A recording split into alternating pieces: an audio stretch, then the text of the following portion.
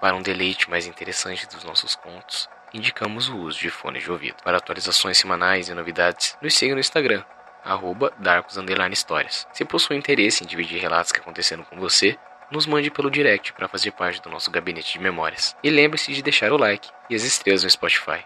Dado o recado, relaxe, respire e tenha bons devaneios.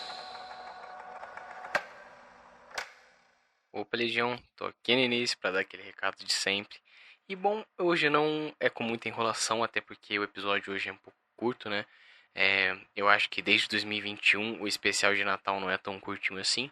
Mas eu quis passar uma ideia diferente. Espero que vocês consigam pegar as referências de onde eu tirei essas ideias, tá bom? Mas assim, gente, super agradeço a todo mundo que fez parte da Darkus durante esse ano. Pode ter certeza que em 2025 eu vou trazer muito mais coisa nova, muito mais inovação. Por isso que eu peço, por gentileza, me siga no Instagram, cara. Pede também pra seguir aqui no Spotify, dá as estrelinhas. Porque, gente, vai ter muita novidade bacana pra 2025. E eu quero que vocês estejam comigo, me acompanhando nessa jornada, porque eu garanto pra vocês vai ter conteúdos incríveis, tá? Não só aqui no Spotify, mas também vai ter questão de vídeos e outras coisas que eu pretendo falar só pro ano que vem. Então assim, gente, tenham um ótimo Natal, boas festas pra vocês e principalmente tenham um ótimo ano novo. Mas acima de tudo, com certeza, tenham ótimos devaneios. Maldito Natal. O Matheus Souza.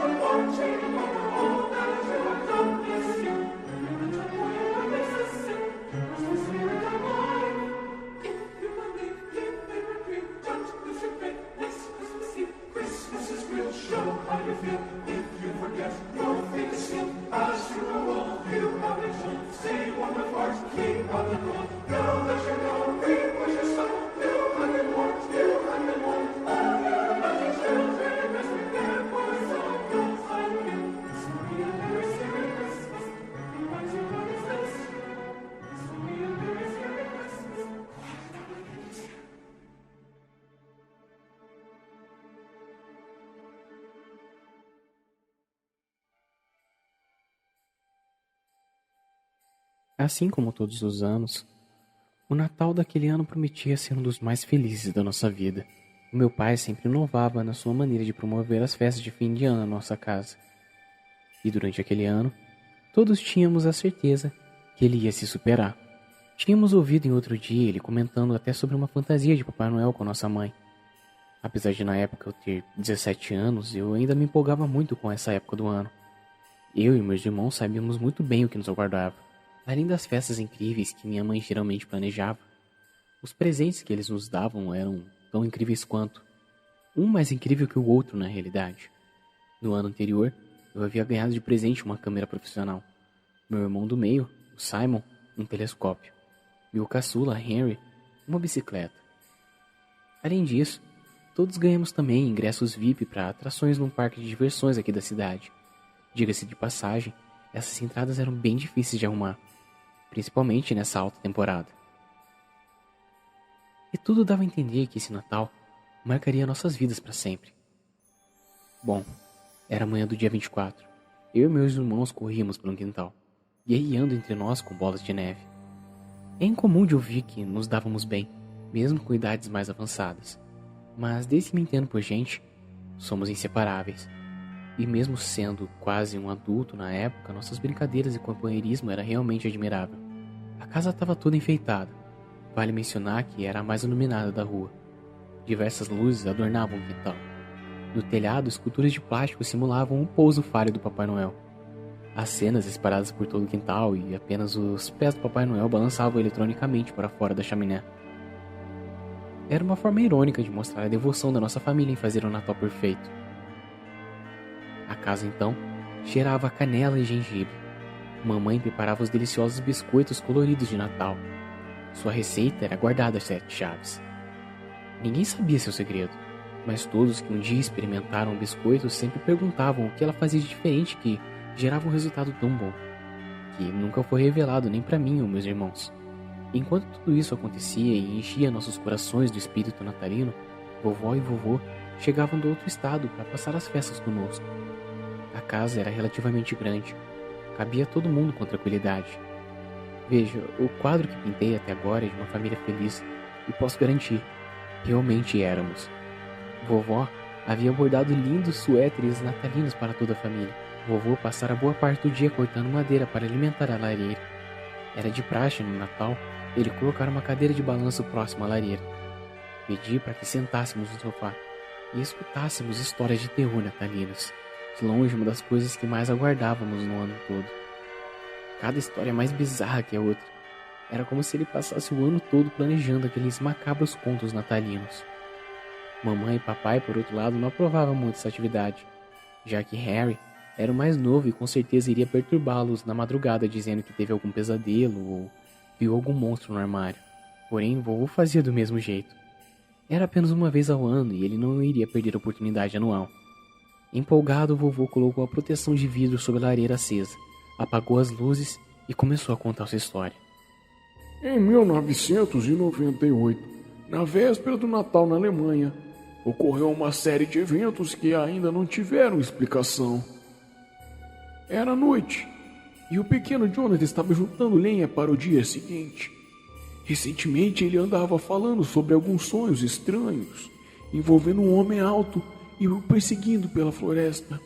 Com isso, o garoto se recusava a se aproximar da floresta que havia perto de sua casa. Porém, o pai ofereceu algum dinheiro para que ele entrasse na floresta para juntar mais um pouco de lenha.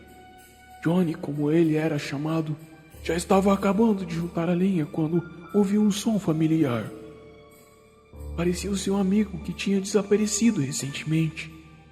Ele correu na direção do som, mas não havia nada lá. O som parou e tudo ficou em silêncio. Ele ficou ali, parado, agora com medo da floresta, olhando para os dois lados nervoso. Então ele viu, vindo alguém em sua direção. Era um homem alto dos seus sonhos. Disse seu nome. Era Der Grossman. E veio para levar o pequeno Johnny para um lugar melhor. Johnny, como era um garoto muito inocente, pensou que o homem ia levá-lo para um parque ou algum outro lugar para se divertir. O homem começou a andar. Johnny o seguiu. Finalmente chegaram a uma pequena clareira, com pedras manchadas com uma substância que parecia sangue. O homem alto sentou em uma pedra, acenando para Johnny que se sentasse com ele. Johnny se sentou ao lado do homem, que agora ele percebeu que era anormalmente pálido. O homem também carregava um grande saco, e Johnny, curioso, perguntou o que tinha ali dentro. O homem abriu o saco e de dentro dele tirou o corpo de um amigo desaparecido de Johnny, todo ensanguentado e com marcas de arranhões e mordidas. No peito, as marcas de arranhões formavam Feliz Natal. O pequeno Johnny ficou aterrorizado e tentou fugir, mas o homem foi rápido. Ele agarrou o pequeno Johnny e o jogou no chão. Ele encarou o garoto, revelando um horrível rosto desfigurado, com pedaços de carne entre seus dentes e sangue escorrendo pela sua boca. O homem não tinha nariz. Tinha 2 grandes olhos sem vida e dentes enormes. Relaxa, isso vai acabar logo, o homem falou calmo. Então ele começou a mutilar o pequeno Johnny, sem que ninguém pudesse ouvir os seus gritos de desespero. Harry se tremia inteiro. Eu e Simon ríamos sem parar das caretas e trejeitos do vovô contar a história. Antes mesmo que pudéssemos falar algo, Harry correu pela escada acima à procura da nossa mãe, que recebeu lá em cima, vestindo roupa felpudo. Sua cara de desaprovação era ameaçadora. Vovô sorria de orelha a orelha para ela. Ele estava envergonhado, mas nitidamente feliz por conseguir fazer parte das nossas vidas por mais um ano. A festa na véspera de Natal estava incrível. Dezenas de parentes se divertiam e festejavam com gemada em suas mãos. Mas algo estava errado. Era tarde da noite e papai ainda não havia chegado do trabalho. Aguardamos ele, mas mesmo quando o último convidado se retirou da festa, papai ainda não tinha dado as caras. Ligamos para todos os colegas de trabalho que tínhamos o número, e ninguém sabia responder onde estava nosso pai. Mas horas se passaram e mamãe estava preocupada, no nível que jamais havia visto. Mesmo contrariando o recomendado, que seria acionar a polícia apenas depois de 24 horas, minha mãe os acionou e informou tudo o que sabia. A hora que ele devia ter saído do trabalho, a hora que devia ter chegado em casa, os planos que fizeram para a festa de Natal, tudo, literalmente tudo que sabíamos foi passado à polícia. E infelizmente aquele Natal se passou e papai nunca voltou para casa. Era fevereiro quando iniciei meu primeiro trabalho. Afinal, o homem da casa agora era eu. Mamãe estava numa depressão profunda. Não conseguia levantar da cama para nada. Simon e Harry se viravam como podiam. E eu tive que abdicar da escola, faculdade e tudo mais. Afinal, se não fosse por mim, não conseguiríamos sobreviver. Enfim, o primeiro final de semana, após começar meu emprego novo, mamãe pediu para eu guardar as decorações de Natal que ainda estavam espalhadas por todo o quintal. Em todos aqueles meses, ninguém havia feito isso. É hilário pensar que, se eu tivesse feito isso antes, talvez nossas perguntas já tivessem respostas, né? Foi quando subi no telhado para tirar o trenó e as cenas, que vi dentro da chaminé um tecido rasgado e moribundo sobre sua borda.